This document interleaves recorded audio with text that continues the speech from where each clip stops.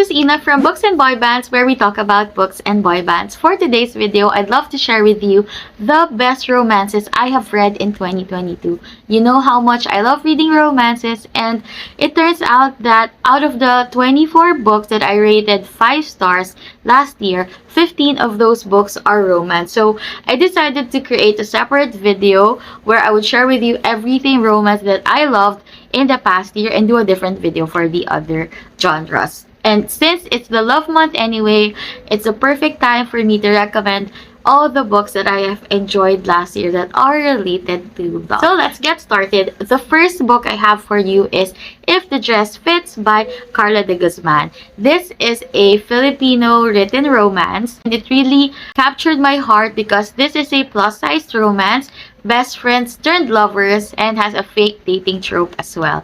So in If the Dress Fits, our main character Martha's cousin Regina announces her engagement to Enzo, the only guy she has ever loved in her life. And she has this big, crazy family thing, crazy rich Asians meddling, relatives, everybody knows everything about everyone, and they all have to gather together for this wedding. And she really feels bad, like, you know, sometimes your self-esteem really hits the lowest when you're around your pesky relatives, especially if you're Filipino or if you're Asian. And that's what Martha is feeling. And to the rescue, her best friend Max, and he's really, really adorable. And throughout this book, of course, they do this fake dating thing and they actually fall in love with each other.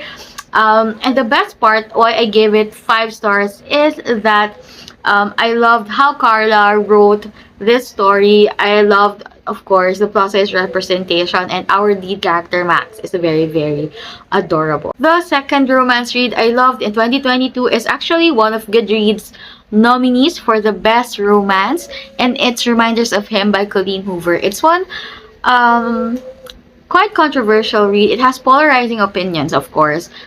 Coho is always a hit or miss for many people, but honestly, I really loved Reminders of Him. It's heartbreaking, it's very emotional, and it's just not just a romance, it's really a story of this mother who got separated from her child. We have our main character Kenna, who returns after 5 years in prison to her small town. She wants to reconnect to her estranged child, who is now with the family of her ex-boyfriend, who passed away.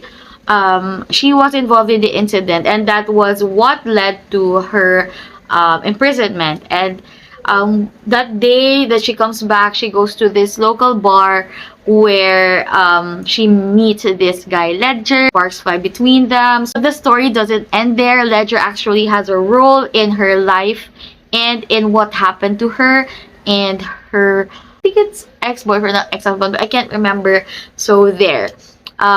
It's always best to enter Colleen Hoover books blindly, so let me just leave at that. But let me just say that I gave it 5 stars because of the emotional roller coaster ride that I was able to experience, and going beyond the romance between the new character, it's also cherishing the love she has for her ex-partner and the love she has for her child, and also, of course, forgiveness, forgiving everybody else, forgiving yourself.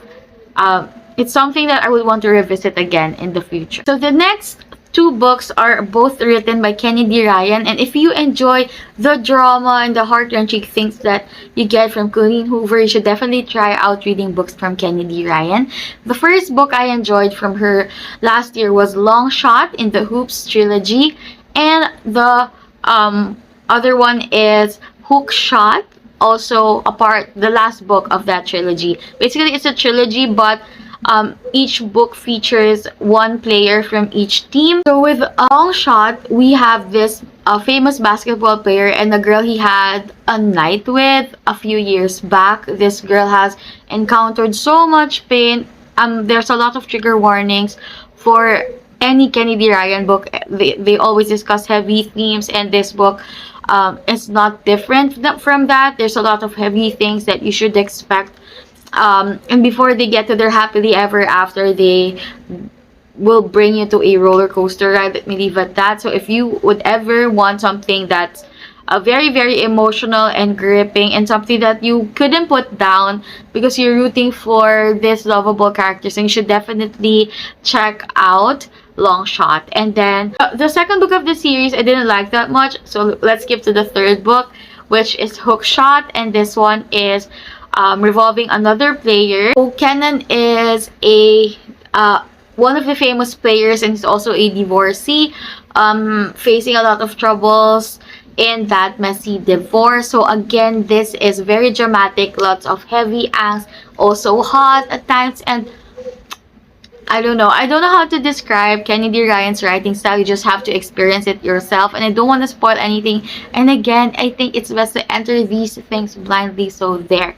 But I definitely recommend Long Shot and Hook Shot. The next book is The Worst Best Man by Mia Sosa, and this is a romantic comedy. So if you're looking for a book with comedic elements, then this one is definitely worth checking out. We have our main character, Carolina. She is a wedding planner, but she got left at the altar.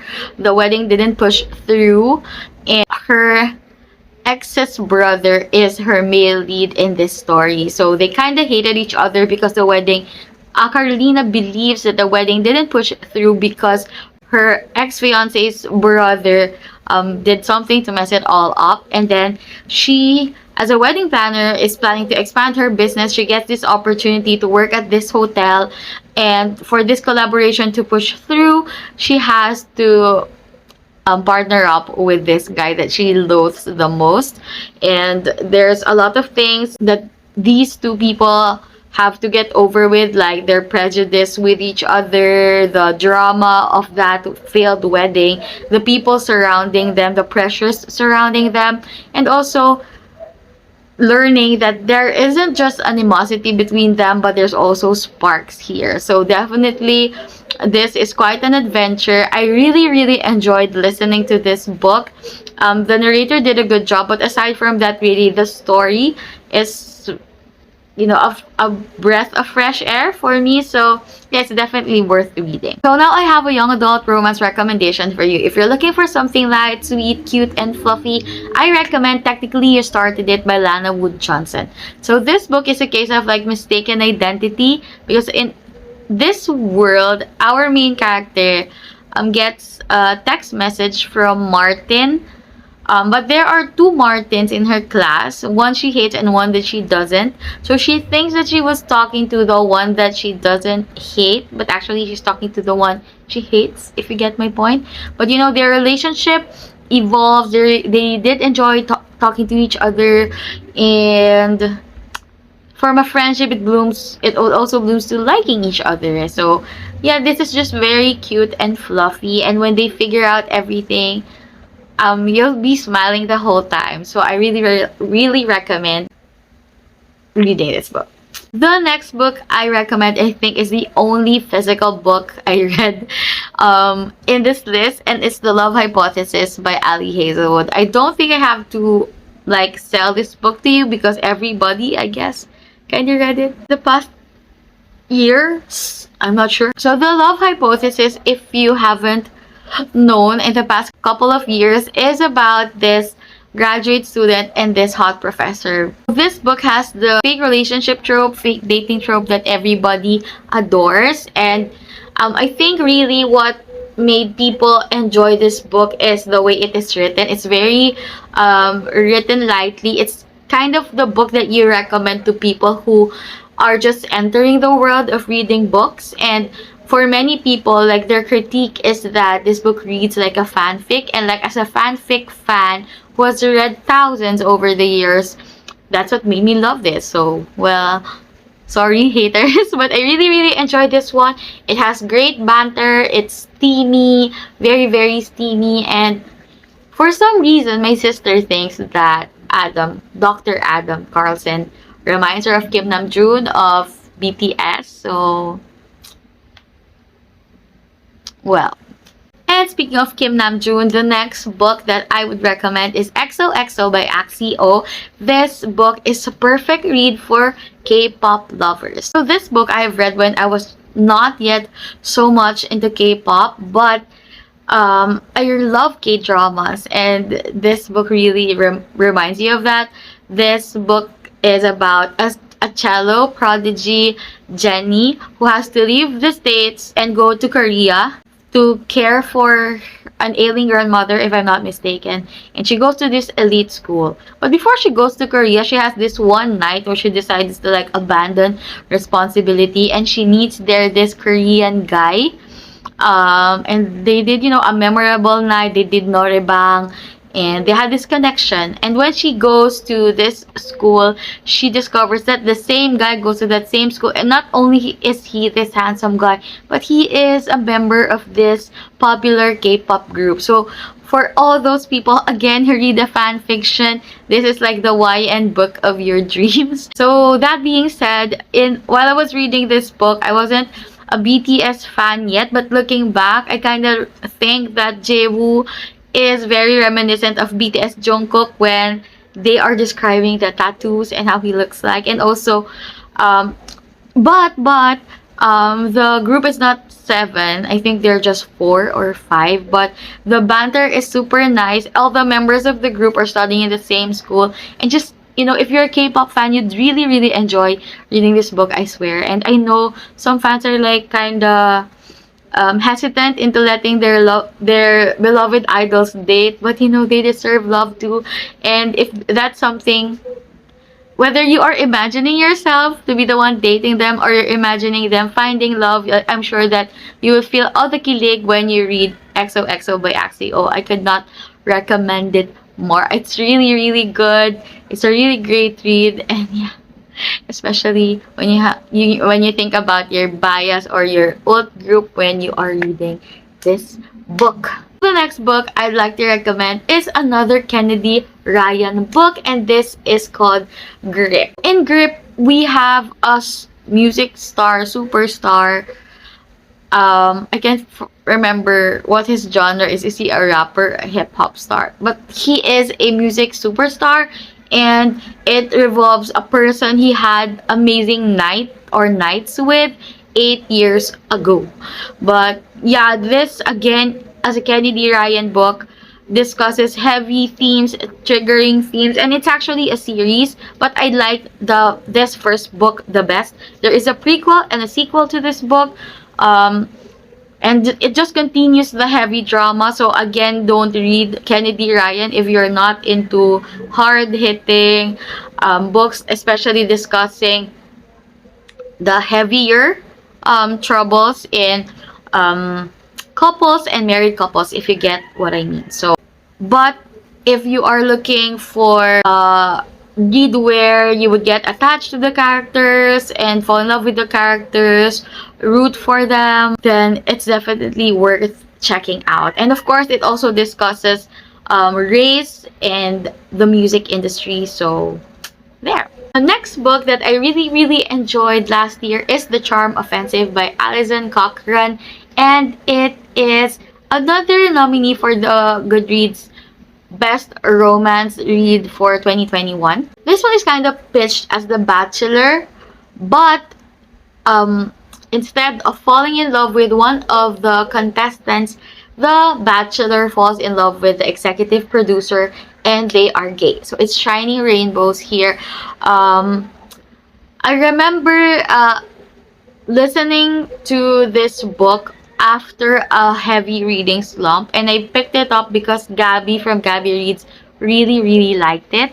So I just randomly listened to the audiobook, and it hooked me. I listened to it in a couple of hours, if not a few days, because we have like this grumpy sunshine vibe here, because the main character is like this tech mogul, but he is very socially awkward, and he has mental health concerns as well.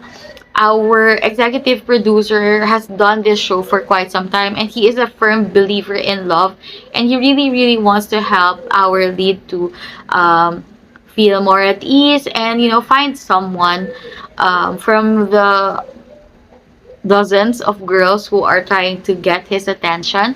And of course, our executive producer failed to protect his heart, and he falls in love with the main lead throughout that journey. There's a lot of really, really emotional scenes here, but there's still a lot of fun banter and tension throughout the book. And you'll really fall in love with these characters. So definitely. The next book is another LGBTQ read, and this time is Chef's Kiss by TJ Alexander. So this involves Simone, a pastry chef, and Ray, a kitchen manager. So at first, of course, they didn't like each other. They had trouble connecting because our main character didn't like change, and she is also given the direction to, instead of focusing on publishing her recipes and publishing in a cookbook, to go the social media route and create content, video content on teaching people how to make desserts. Unfortunately, she's not really that good in social skills, but our new kitchen manager, Ray, has experience in like making videos and making videos go viral, if I'm not mistaken. So they kind of have to work on this project together and work with each other, and of course sparks fly between them. But aside from the cute romance, they also handle, of course, discussions on sexuality. One of the conflicts that they encounter in this book is transphobia, when Ray decided to come out as non-binary in the office and trans. They experience different reactions, particularly with the upper management of the company. So both Simone and Ray had to go through that, aside from dealing with the attraction that they felt between the two of them. So it's really, really well written. Aside from the heavier themes in this book, it was really, really adorable. There are lots of pining in this book, and if you're a fan of pining, then you should definitely grab this one. We also have another book that I really, really adored. It helped me again get out of my reading slump, and it's The Soulmate Equation by my favorite author duo, CHRISTINA Lauren. Here we discuss like soulmates and DNA. There's this startup company that believes that you will find your soulmate based on your DNA. So they create this dating app, and our main character is a single mom and a statistics wizard. So she kind of stumbles upon this opportunity, but what made it a romance is that the founder of this startup and our character Jess Davis is believed to be 98% compatible, which is the highest they have ever encountered in their app's assessments. So yeah, I don't know, I felt like this book is super cute, and even though our main character didn't really like that CEO or that startup founder, they were convinced to help, promote the app by fake dating each other and getting to know each other. Of course, as always with fake dating tropes, they always end up liking each other, and the journey through that is what I love. So there. And also, our female lead in this book is a single mom, and I always have a weakness with books with kids, adorable kids who like have no filters when they talk, and like adds to the drama, or add to the fluffiness of the book. So there. Okay, so Scandalized is written by Ivy Owens, and Ivy Owens is a pen name for the half of CHRISTINA Lauren, the Lauren half. And she decided to write a book on her own, and she wrote Scandalized. And it's about these two childhood best friends who had a chance encounter at an airport, and they have a steamy night. And our female lead is an investigative journalist. Our male lead is a Korean actor in Hollywood, and or if not in Hollywood, in the UK, and it's quite famous worldwide because of his role in this famous series. Think Doctor Who, I guess, or maybe Game of Thrones. Yeah, so aside from that, there is a crime thing that our female lead is investigating and writing a story about, and for some reason, that childhood friend actor is involved in this issue. So they kind of navigate through that scandal and their romance as well. And if you're a fan of the like famous non-famous trope, which I adore, you definitely want to read this one. But again, it's a low steam contemporary romance, similarly to past Christina Lawrence books. So if you're looking for something like way spicier, this might not be your cup of tea. But if you're like imagining your life as, Song Joong Ki and Katie, or your K-drama actor idol falling in love with you, then this is definitely worth considering. And of course, the last book I have on this list is Built to Last by Erin Han, one of like my favorite young adult romance authors. And this time she decided to try out the adult contemporary romance genre. And here at Built to Last, we again encounter a story on famous people. So here we have two former child stars, co-stars, that meet again to do this like HGTV home renovation show. So Shelby decided to leave the Hollywood spotlight and all the drama because it was very toxic. People were using her, even her mom was using her, and there were drugs, alcohol, and dating drama surrounding her life. And she works with her father now with this renovation thing. She got fascinated with furniture, flipping houses, and all that. And the other co-child star and her ex decided to like produce this show for her. Yeah, this romance revolves around her and this guy, Cameron, her childhood sweetheart, the one that got away, the one who she really wanted to be with, even though she went with that weird guy, and he would be co-starring with her on the show. And this Cameron guy is now a famous travel documentary, think National Geographic documentary guy, but he always comes running to her whenever she encounters problems. And this time he immediately said yes when he knew he was going to help her with this project, even if it's just for the pilot episode. So I recommend this book if you're looking for a second chance romance, if you love books about famous main characters. And yeah, it's a really sweet read, and it's also very hot, and it's also very funny and adorable and endearing at times. And I really love Erin Han's writing style, so I 100% recommend this read. So I hope I didn't forget anything, but those are all the 5-star romance reads I had in 2022. And if you want more specific book recommendations, please don't hesitate to comment. And I hope to see you guys on the next video. Will it be about books? Will it be about boy bands? Will it be about both? We'll know. But yeah, thank you so much for watching, and see you again next time. Bye!